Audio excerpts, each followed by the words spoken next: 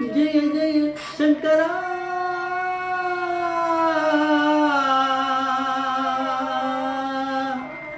ஹர ஹர சங்கரா ஜெய ஜெய சங்கரா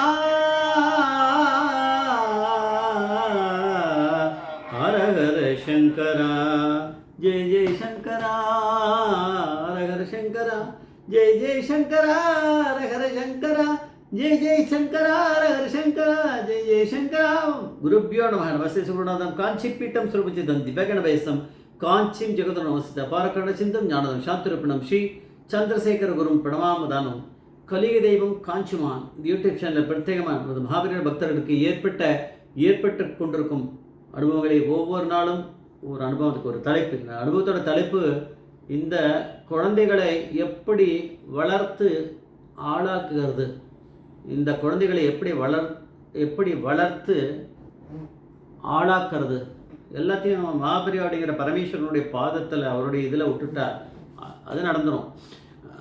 இது ஒரு உயிர் உடலை விட்டு போன பிறகு அது வெறும் உடம்புன்னு நினைக்கக்கூடாது. அதுக்கான சம்ஸ்காரங்கள்லாம் சாஸ்திரம் சொன்னபடி பண்ணி அதெல்லாம் பண்ணணும் அப்படின்னு தான் மகாபெரிவா தான் அநாத பிரேத சம்ஸ்காரம் அப்படிங்கிற கைங்கிறதுக்கு ஒரு திட்டத்தை அதுக்கான ட்ரஸ்டெல்லாம் இது பண்ணார்.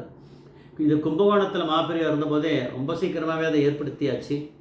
எந்த மதத்தில் இருக்கவாளுக்கும் இந்த மடம் இந்த இது வழியாக அநாத பிரேத சம்ஸ்காரம் வழியாக அவள் உதவி பண்ணுவாள். நம்ம கேட்டோன்னா அவள் பண்ணுவாள். யாராக இருந்தானா எல்லாமே ஒன்று தானே.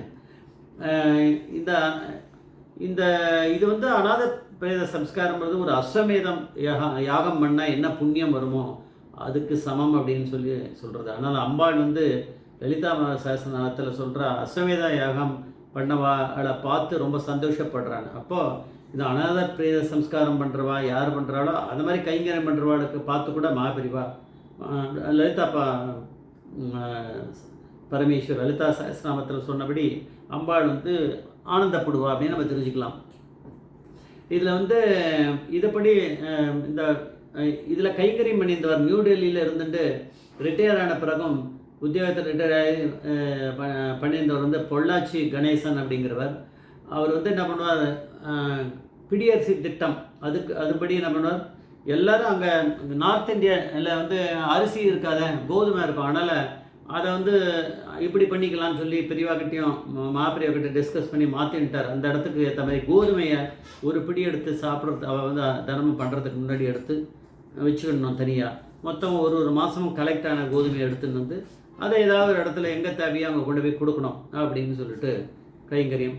இப்போ என்ன பண்ணார், அவர் இதே மாதிரிலாம் கலெக்ட் பண்ணிகிட்டே இருக்கும்போது திடீர்னு ஒரு நாள் பார்த்தார், ஒரு அப்பார்ட்மெண்ட்டு பெரிய அங்கே தான் இருக்குமே 150-200 ஃப்ளாட் எல்லாம் இருக்கக்கூடிய ஒரு பெரிய அப்பார்ட்மெண்ட். அதில் அந்த பிளாட்ஃபார்மில் வெளியில் வாசலில் ஒரு செருப்பு தைக்கிறவருடைய உடல் அவர் காலமாயிட்டார் போல இருக்குது.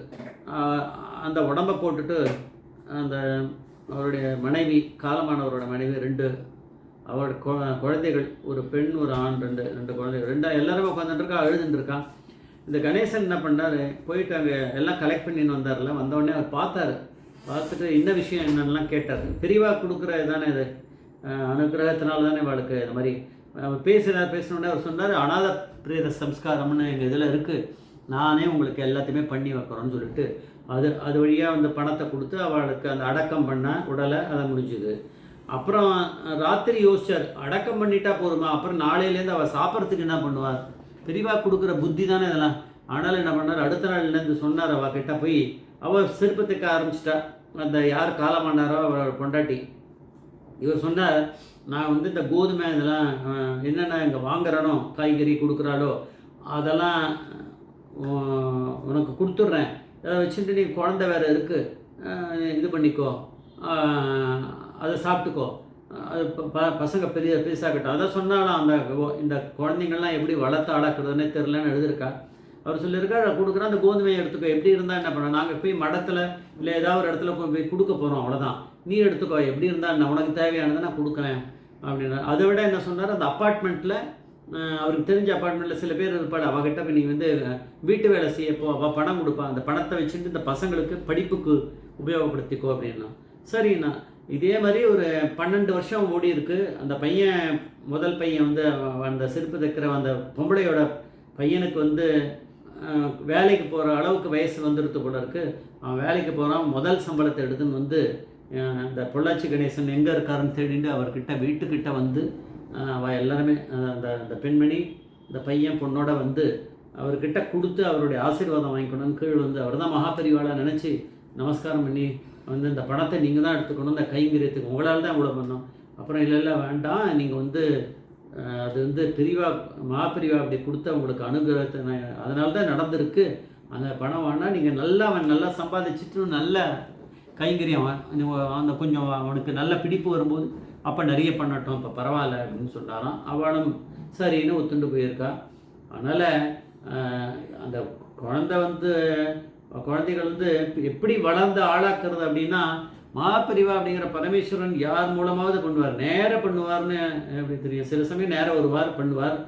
இந்த மாதிரி பொள்ளாச்சி கணேசன் மாதிரி கூட மனசில் போய் அவளுக்கு இந்த மாதிரி தோணி கண்ணில் ஏன் படணும்.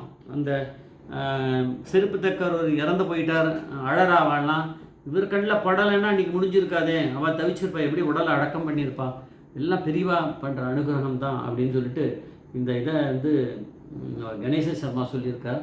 அதுதான் மகாபிரிவாவுடைய இது வந்து லீலை எப்படி இருக்குன்னு நம்ம தெரிஞ்சுக்கலாம். ஜெய் ஜெய்சங்கர் ஹரிசங்கர் மகாபிரிய பாதமீச்சரணம்.